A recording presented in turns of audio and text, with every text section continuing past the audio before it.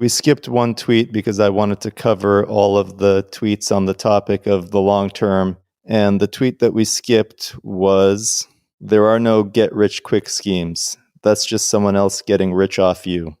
This goes back to the world being an efficient place. If there's an easy way to get rich, it's already been exploited.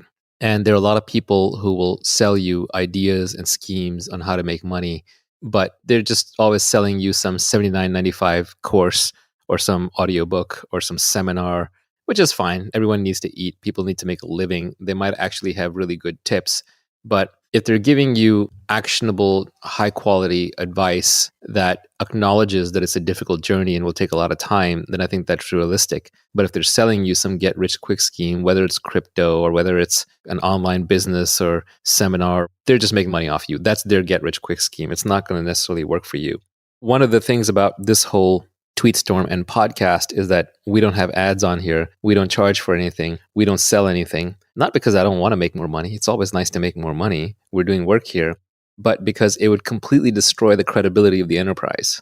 If I'm saying, hey, I know how to get rich and I'm going to sell that to you, it ruins it. When I was young and I was kind of studying up on the topic, one of my favorite books on the topic was actually called How to Get Rich by Felix Dennis, the founder of Maxim magazine, billionaire who passed away. And he had a lot of crazy stuff in there, but he had some really good insights too. But whenever I read something by him or by the GoDaddy founder, Bob Parsons, or say Andrew Carnegie, you read stuff by people who are already very wealthy and they've clearly made their wealth in other fields, not by selling the how to get rich line. They have credibility. You just trust them. And they're not trying to make money off of you. They are obviously trying to win some status and some ego, right? You always have to have a motivation for doing something. But at least that is a cleaner reason why they're probably not lying. They're probably not fooling you. They're not snowing you.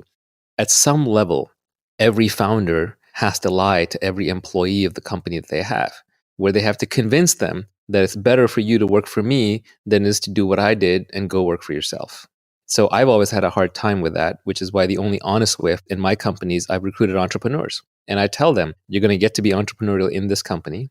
And the day you're ready to go start your own next thing, I'm going to support you. I'm never going to get in the way of you starting a company, but this can be a good place for you to learn how to build a good team and build a good culture, how to find product market fit, to perfect your skills and meet some amazing people while you figure out exactly what it is you're going to do, because positioning, timing, deliberation are very important when starting a company. But what I've never been able to do is look them in the face and say, you must be at your desk by 8 a.m. because I'm not going to be at my desk by 8 a.m. I want my freedom. Or say to them that you're great at being a director today and you'll be a VP tomorrow, putting them into that career path track, because I don't believe in it myself. If anyone is giving advice on how to get rich and they're also making money off of it, they should have made their money elsewhere. Like, you don't want to learn how to be fit from a fat person. You don't want to learn how to be happy from a depressed person. So you don't want to learn how to be rich from a poor person, but you also don't want to learn how to be rich from somebody who makes their money by telling people how to be rich. It's suspect. Anytime you see somebody who's actually gotten rich following some guru's advice on getting rich, just remember that in any random process, if you run it long enough and if enough people participate in it, you will always get every single possible outcome with probability 1. There's a lot of random error in there. And then also, this is why you have to absolutely and completely ignore business journalists and economist academics when they talk about private companies. I won't even name names, but like when a famous economist rails on Bitcoin, or when a business journalist attacks the latest company that's IPOing, it's complete nonsense. Those people have never built anything. They're professional critics. They don't know anything about making money. All they know is how to criticize and get page views. And you're literally becoming dumber by reading them. You are burning neurons. I'll leave you with a quote from Nassim Taleb that I liked, where he said, if you want to be a philosopher king, first become a king and then become a philosopher, not first become a philosopher and then become a king.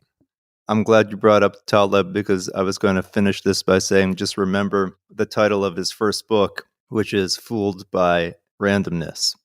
One of the reasons why we're a little vague in this podcast is because we're trying to lay down principles that are timeless, as opposed to just giving you the winning lottery ticket numbers from yesterday.